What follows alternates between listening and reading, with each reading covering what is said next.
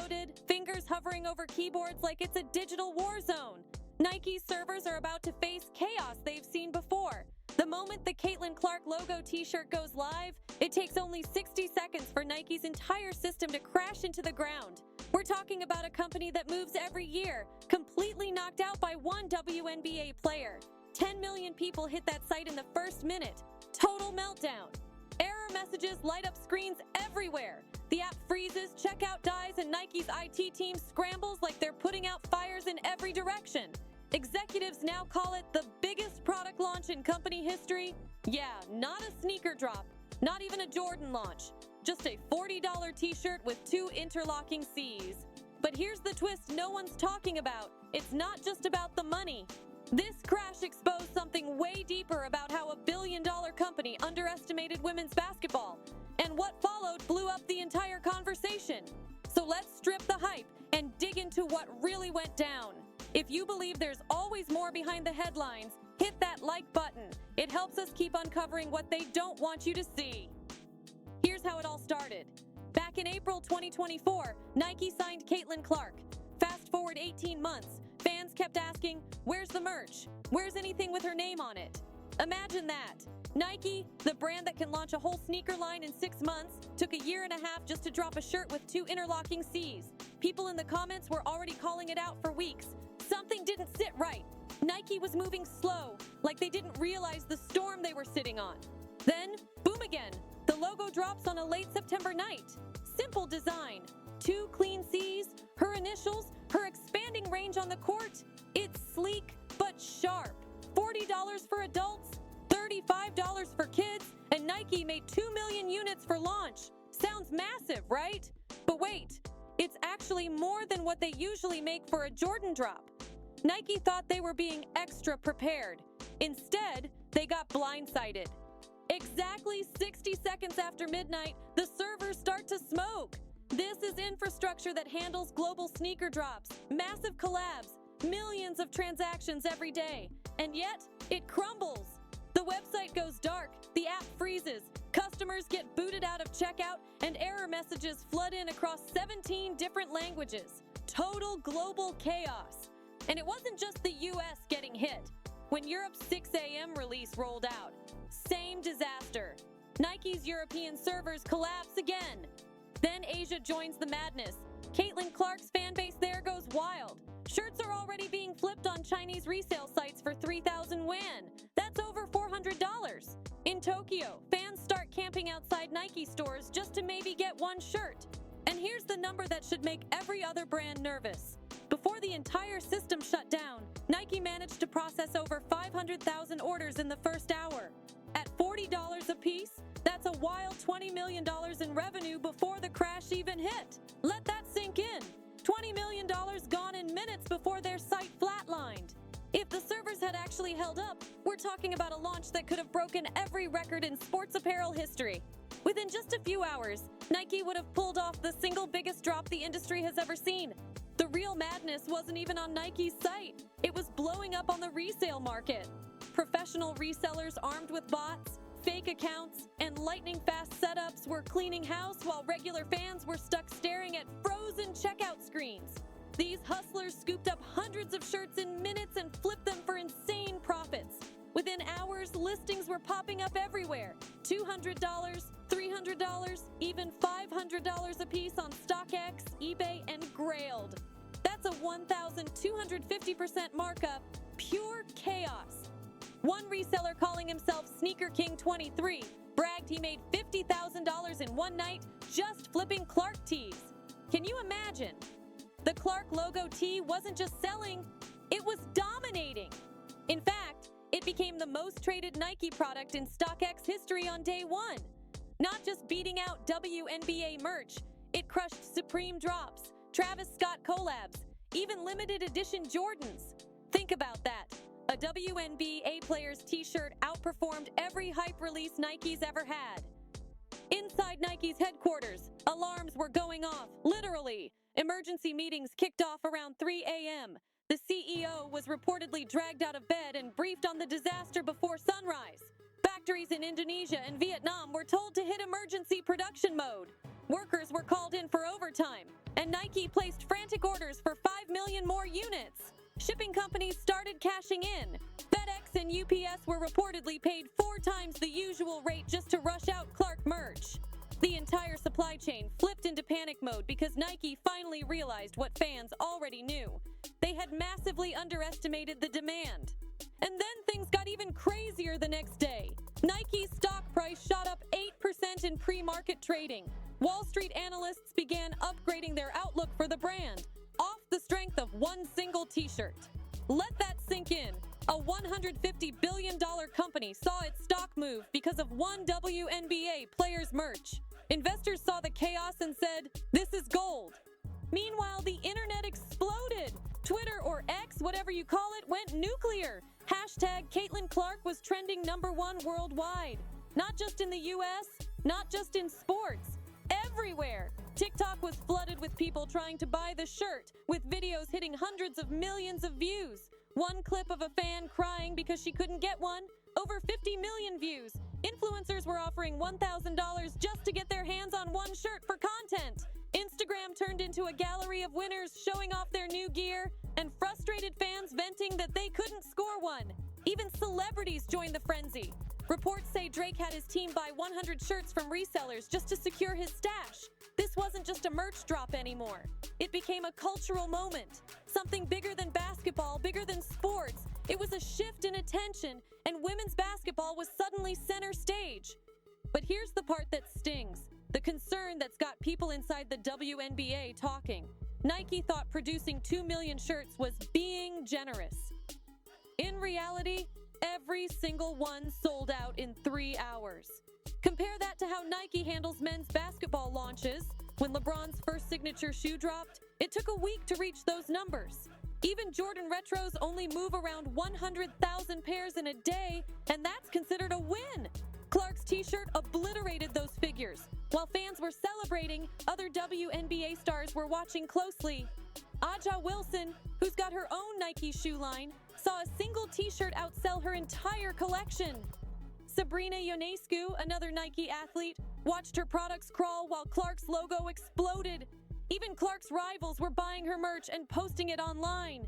The design broke through competition.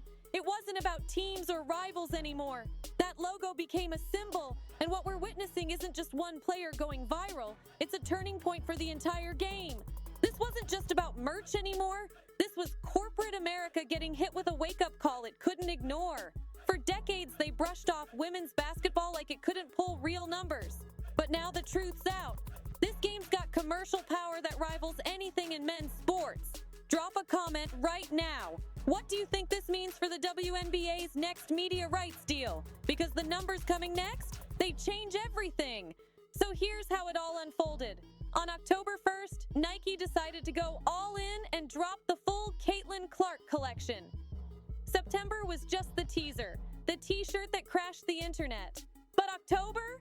That was the main event. Hoodies, shorts, caps, accessories, the whole deal. And guess what? Nike still didn't learn from the chaos of the t-shirt drop. They were completely unprepared again.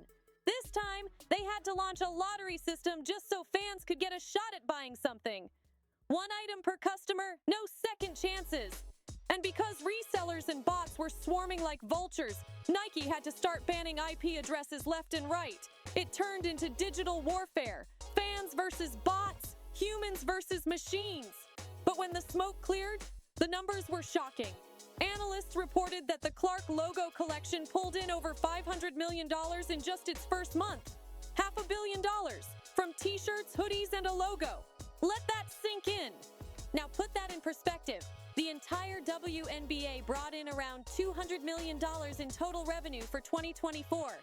Clark's merch line alone made more than double what the entire league generated. One player, one design, bringing in more cash than 12 professional teams combined. That's wild.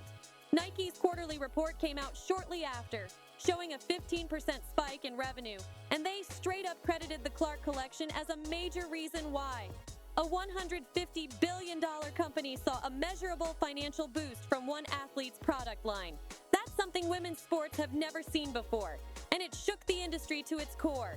And trust, Nike's rivals were panicking hard. Reports say Adidas execs were in emergency meetings asking, how did we miss her?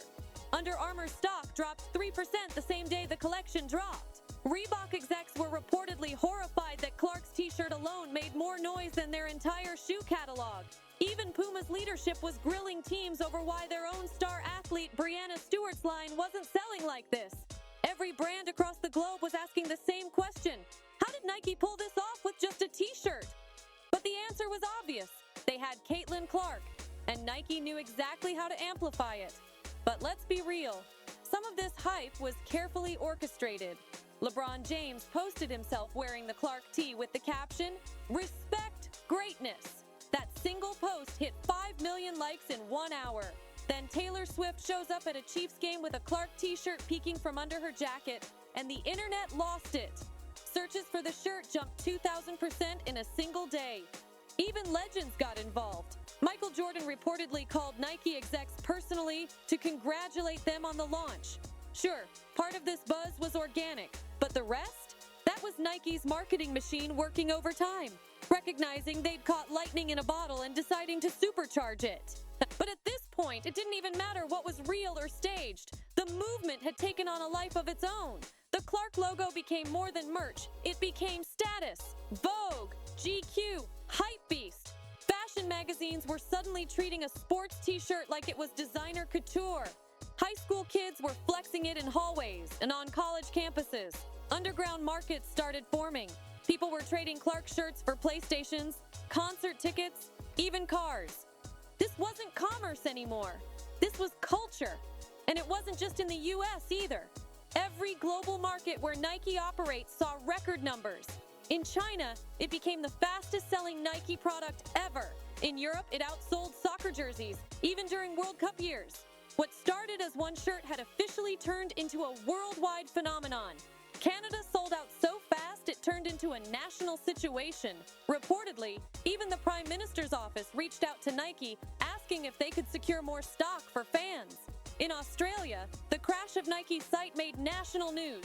Japan had to introduce an official lottery system just to give people a fair shot at getting a Clark shirt. And in South Korea, crowds got so wild that police had to step in and manage lines outside Nike stores. This wasn't just hype, it was global mayhem. But all that chaos brought a brand new problem: counterfeits. Within a week, fake Clark shirts were flooding the streets.